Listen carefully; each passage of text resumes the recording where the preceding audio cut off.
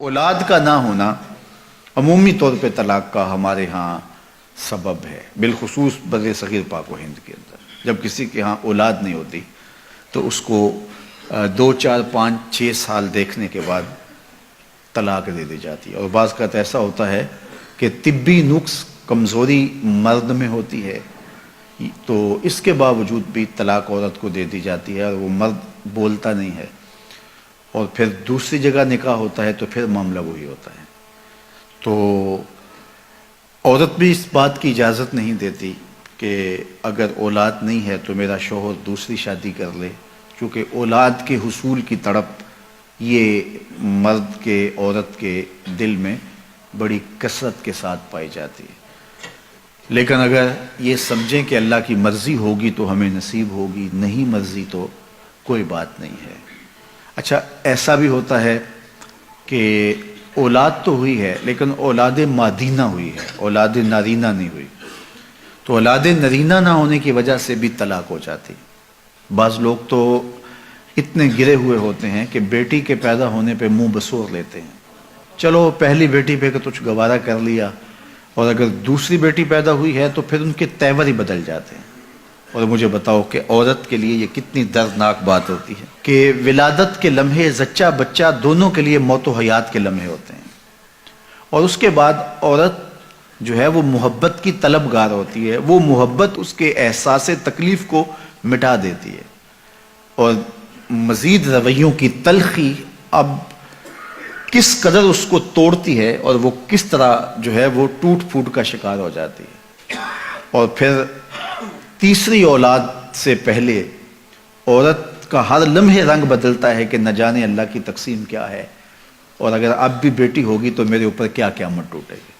तो वो लम्हा लम्हा जो है वो अजियत से गुजरती है और दुआएं भी मांगती है कि अल्लाह करे बेटा पैदा हो, अगर अब तीसरी भी बेटी पैदा हुई तो मेरा हाल क्या होगा।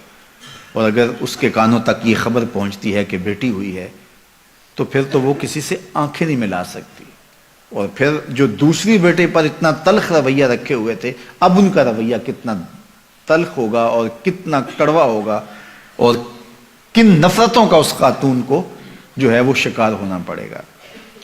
ये अल्लाह की मर्जी है, जिसे चाहे बेटा दे, ये अल्लाह की मर्जी है जिसे चाहे बेटी दे। औरत के साथ जो नफरत का इजहार किया जा रहा है, असल ये अपने रब से मुकाबला है। किसी के यहां अगर बेटी पैदा हुई तो उस औरत का कसूर क्या है? एक जर्रे के बराबर भी उसका कोई कसूर नहीं है। तो फिर इसका मतलब है उस पर मुंह बसोरना और उस पर नफरत का इजहार करना, ये अपने रब की तकसीम पे एतराज है कि उसने हमें बेटी क्यों दी है।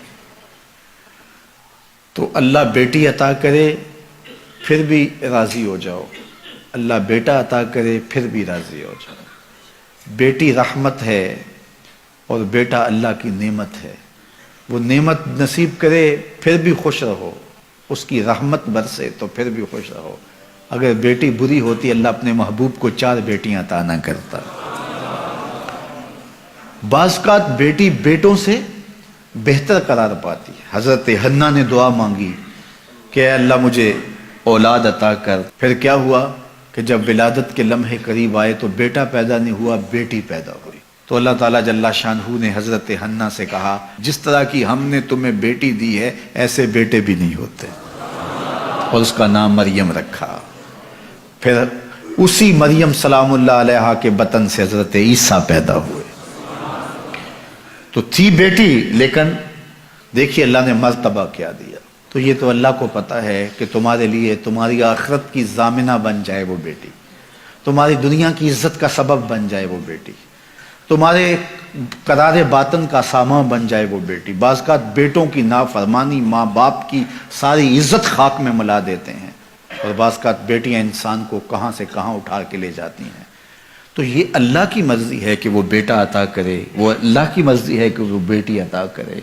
बेटे की आरजू हर शख्स के सीने में मौजूद है, लिहाजा अल्लाह से दुआ करे कि अल्लाह मुझे जो है वो ज़ुर्रियत सालिहा अता कर, मुझे बेटा अता कर दे। नसीब हो अच्छी बात है, और अगर अल्लाह को मंजूर नहीं तो अल्लाह को पता है कि क्या देना है इससे।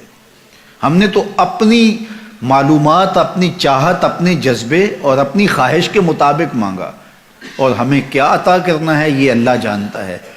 تو اس نے بیٹی عطا کی یا اس نے بیٹا عطا کیا یہ اس کی مرضی ہے، لیکن بیٹیوں کے مسلسل ہونے کی وجہ سے بہو کو نشانہ بنانا اور اس کی تضحیک کرنا، اس کی تذلیل کرنا اور اس کو تانے دینا، یہ انتہائی گھٹیا لوگوں کا کام ہوتا ہے. یہ اللہ کی مرضی ہے، چاہے بیٹے عطا کرے چاہے وہ بیٹیاں عطا کرے. تو اولاد کے نہ ہونے کی وجہ سے طلاق واقع ہوتی ہے، یہ بھی ایک گھٹیا پن ہے. اور دوسری بات کہ بیٹیاں ہونے کی وجہ سے طلاق واقع ہوتی ہے، تو اگر کوئی اس وجہ سے طلاق دیتا ہے تو یہ طلاق دینے کا بدترین ذریعہ ہے. اور اللہ تعالیٰ ایسی شر سے ہمیں محفوظ رکھے.